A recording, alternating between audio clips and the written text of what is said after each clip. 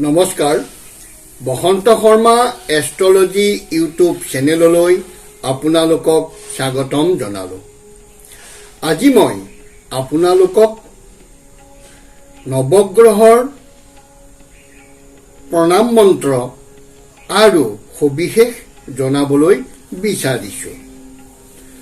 আশা কৰোঁ এই ভিডিঅ'টি শিশুৰ পৰা একেবাৰে বৃদ্ধলৈকে সকলোৱেই চোৱাটো আৱশ্যক আৰু প্ৰণাম মন্ত্ৰৰ বিষয়ে জনাটো অত্যন্ত জৰুৰী। এই প্ৰণাম মন্ত্ৰবোৰ আপুনি যদি মুখস্থ কৰি লয় আৰু নিয়মমতে ইয়াক পালন কৰে তেনেহ'লে আপোনাৰ জীৱন ধন্য হ'ব। দুৰ্ঘটনাৰ পৰা আপুনি ৰক্ষা পাব, ৰোগ আদিৰ পৰা মুক্তি লাভ কৰিব, ধন জন ঐশ্বৰ্য বিভূতি আপোনাৰ জীৱনত আহিব, বিদ্যা বুদ্ধি সকলোতেই পাৰ্গত হ'ব পাৰিব।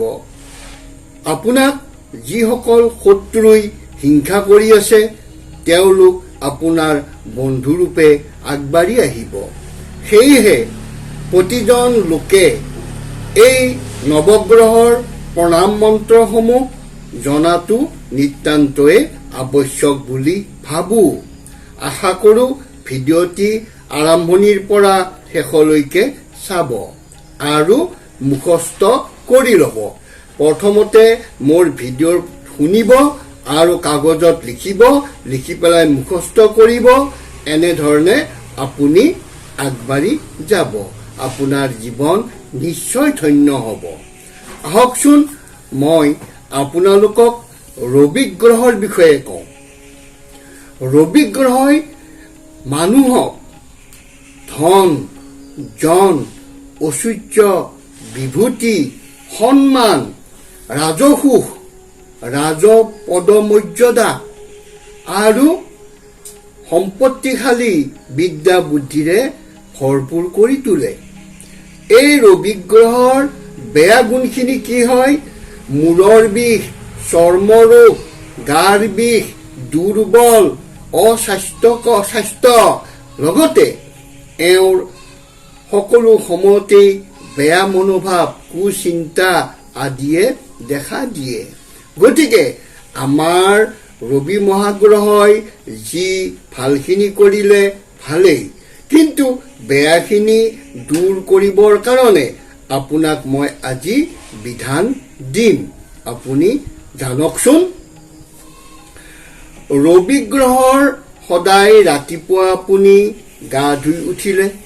গা ধুই উঠি এগিলাচ পানী ল'ব আৰু সেই পানী গিলাচ শুদ্ধ পানী হ'ব লাগিব। তাত তুলসীৰ পাত দিব, দুবৰি বন দিব, যদি পাৰে এৱা গাখীৰ অকণমান দিব, দুটামান আল চাউল দিব আৰু এপাহ ৰঙা জবা ফুল দিব। এই ৰঙা জবা ফুল পানীত দিব। গোটেইখিনি বস্তু আপুনি হাতত ল'লে, তামৰ পাত্ৰ হ'লে ভাল, পিতলৰ পাত্ৰ হ'লে ভাল। সেই পাত্ৰটো আপুনি সূৰ্যৰ ফালে মুখ কৰি হাতযোৰ কৰি ধৰি ল'ব। লৈ পেলাই আপুনি মন্ত্ৰ মাতিব। আপোনাক মন্ত্ৰটো মই কৈ দিছোঁ। ওম জবা কুসুম শংকহাং কাশ্যপেয়ম মহাদ্ৰুতিম ধবান্তৰিম সৰ্ব পাপগ্ন প্ৰণতো হস্মি দিবাকৰম। আকৌ এবাৰ শুনক, তেতিয়া আপোনাৰ লিখাত সহজ হ'ব।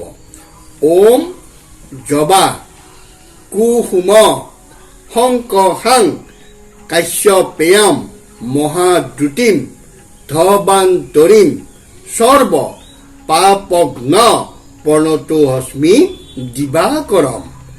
এই প্ৰণাম মন্ত্ৰটো আপুনি 3 বাৰ, 5 বাৰ, 7 বাৰ, 21 বাৰ এনেকৈ আপুনি মাতিব, স্মৰণ কৰিব আৰু সেই পানীভাগ আপুনি মূৰত ল'ব, গা ধুব আৰু অন্যান্য স্থানত আপুনি ছটিয়াবও পাৰে।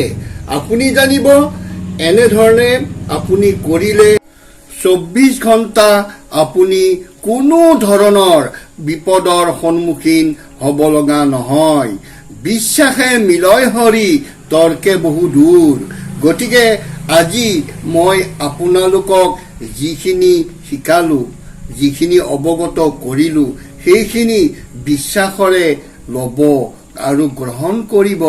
এনেধৰণৰ কাৰ্য কৰি যাব, আপোনাৰ কোনো ধৰণৰ বিপদ বিঘিনি হ'ব নোৱাৰে। আপুনি জয় মই হ'ব পাৰিব। আশা ৰাখিছো ভগৱানে আপোনাক মংগলে ৰাখক, কুশলে ৰাখক।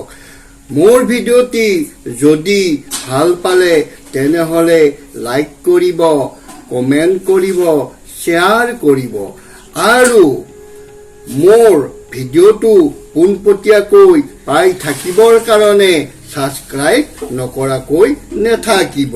পুনৰ মই নেক্সট ভিডিঅ'টিত আপোনালোকক অন্য এটি গ্ৰহৰ প্ৰণাম মন্ত্ৰ আৰু নীতি নিয়ম কিছুমান ব্যাখ্যা কৰি জনাবলৈ বিচাৰিম। আশা কৰোঁ অহা ভিডিঅ'টিও আপোনালোকে চাব। আজিলৈ সামৰিছোঁ। নমস্কাৰ।